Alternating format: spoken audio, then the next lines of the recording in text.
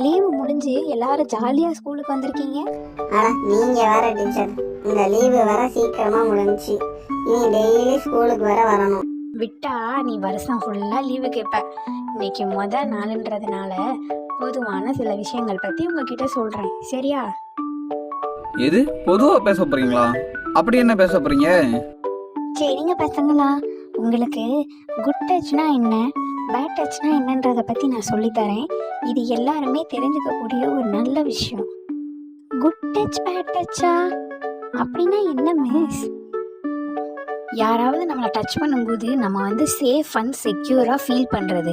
அதாவது உங்களுக்கு புரிகிற மாதிரி சொல்லணும்னா, அம்மா அப்பா வந்து நம்மளை விளையாட்டுக்கு கொஞ்சிறது, தாத்தா பாட்டி வந்து நம்மக்கிட்ட வந்து அட்டாச்மெண்ட்டாக இருக்கிறது, அதுக்கப்புறம் வந்து ஃப்ரெண்ட்ஸ் கூட நீங்கள் ஹேண்ட் ஷேக் பண்ணுறது, இது எல்லாமே பார்த்தீங்கன்னா உங்களுக்கு வந்து குட் டச் வேவில் வரும். அதுவுமே உங்களுக்கு அது சேஃப் அண்ட் செக்யூராக இருந்தால் மட்டுமே.